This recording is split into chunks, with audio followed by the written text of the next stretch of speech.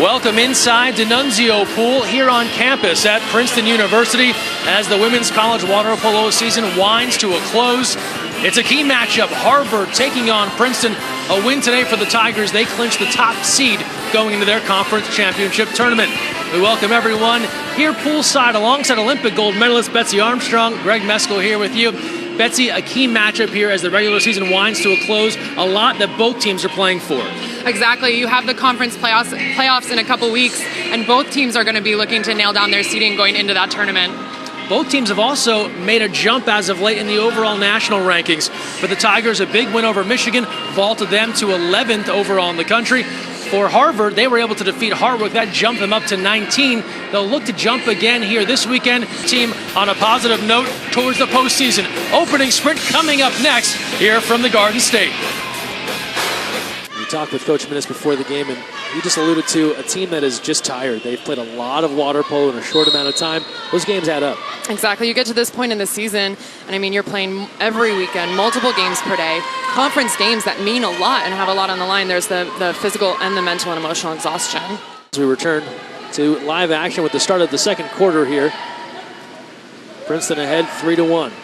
Harvard working inside. First clean entry they've gotten in some time, and it leads to an exclusion. Right in front, the quick is there. And that's exactly what Harvard wants to do, is get a quick goal early in the second quarter here. Slowly start to chip their way back, make this an even matchup. 3-2 is a totally different ball game from 3-1. Smart play here.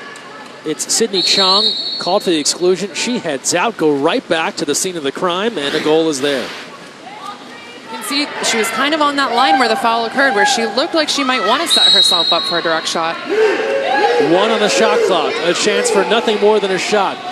Harrison winding up, firing and hitting, paints the corner from deep. And you can see here on this replay how she takes her time. She lets that ball sit where the foul occurs and positions her body around it so that as she picks up the ball, she can have what shot she wants to take there. And that is a nice goal. She's been watching some international water polo. That's a classic move at the highest levels. Everybody can wait while I get in the perfect position to shoot this foul outside 5. And you can see she doesn't shoot a super hard shot there. It was really had a nice sort of off-speed set to it. Johnson, she'll be sent off. 6-on-5, timeout called by Harvard as Chelsea Johnson is excluded. Both of these teams coming to the end of a grind. There's no other way to describe conference play here on the East Coast. And we touched on it earlier, but with many of the West Coast schools, they can play one game a day or perhaps 2 in a weekend. Often here, these teams get together for conference weekends where it is 3-4 games over 2 days. Yeah, it makes for a really long weekend and a long couple weeks at the end of a season. Yellow card to the Harvard bench. In the meantime, Princeton, Kelleher looking. She'll go around to Juan. On the attack here, still on the advantage. Save, Cleo Harrington knocks down the try. Huge save for Cleo here from on 5-on-6. From those shooters on the right-handed position, close in. I mean, those are just big, big saves for the Harvard goalkeeper. Tigers now 0 for 3. On the 6-on-5. On the other end, a turnover. You see that difficult positioning there. Almost could have been an exclusion opportunity, but the Princeton defense was there to swoop up the ball. Winding down the first half. Harvard struggling with turnovers here. As good as they have been on 6-on-5 defense, they have given the ball away countless times.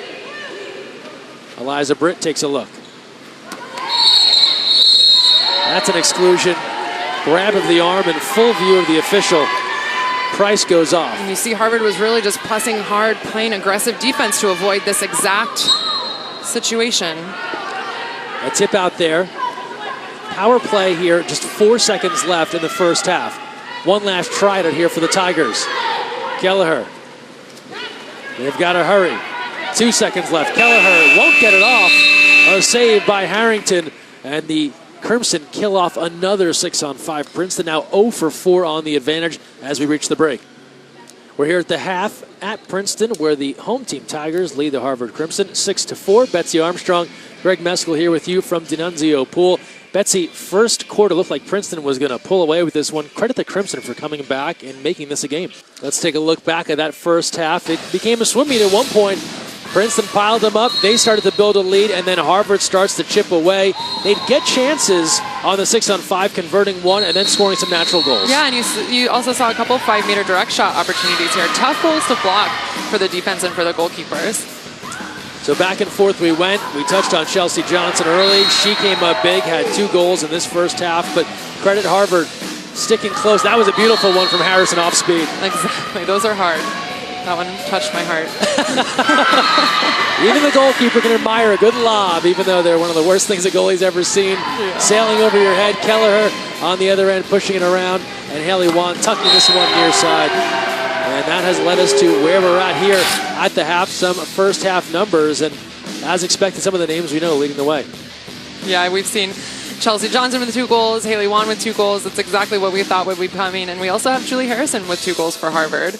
And for the Crimson, any big adjustment you try and make for them going forward here in the second half? I think that they're going to want to continue to play counterattack defense and then just make sure that they're not, that they're being careful on their half-court defense, avoiding those exclusions. They've had to play a pretty decent amount of 5-on-6 in the first half, so how are they going to adjust from that, helping into 2 meters? If she's getting attacked, then she's going to have to rely on a lot of movement from her teammates, a lot of different places to receive and pass the ball. And there's a look at the Harvard bench. Coach Ted Minnis, we talked about all of the water polo. This team has played a lot of games leading into this weekend. They had a midweek game, which doesn't happen that often in conference play. And you've been through this schedule with Michigan. How tired are teams by the time you reach this weekend? I mean, not only are you playing all of this water polo, you're traveling every weekend, you're playing Friday night, Saturday, Sunday, but you're also at the end of your academic semester. I mean, these girls, it's no joke, right, to go to Harvard or to Princeton, and these girls have a lot on their plate right now. It's all sort of mounting at once. We knew they would come out energetic, a rivalry game, but could they sustain that for 4 quarters? They draw another exclusion here. Yeah, we mentioned early in the game that neither of these teams have a full lineup coming off of their bench. So once you start playing a lot of 5-on-6, once you start playing a lot of counterattack defense, you're really tapping into your resources. Power play here. Hong bobbles the pass. Still on the advantage. Good look in front. There's the power play strike. Olivia Price. Nice little goal. She's able to thread that underneath Marissa Webb's arm. Those shots are hard. Again, a lot of bodies in front of her. Goalkeeper's trying to figure out exactly where she needs to be. And her defense. That's a nice. For Harvard, this is the last game of the regular season. They'll now gear up for the conference tournament at Bucknell starting on April 27th. Princeton right back in action in this pool later today at 3:30 p.m. Eastern. So Princeton has run off 4 straight after Harvard made this a 1-goal game. It was 8-7 just moments ago, it seemed like. The nature of the sport of water polo is how quickly it can change. Quick counterattack opportunity here. Harvard hustling down the pool, trying to get something as soon as they can into this offensive possession. Quickly looking inside, a takeaway. Sarah Lawson with the steal. For this Harvard Crimson, a lot of games in the last couple of weeks running on empty here as they come into this weekend. And the Tigers have played a lot of games too, so it's both teams battling fatigue as that shot sails wide. And Princeton able to, final score here, 13-7. Tigers spread the wealth on offense. More to come here from D'Annunzio Pool. We are back after this.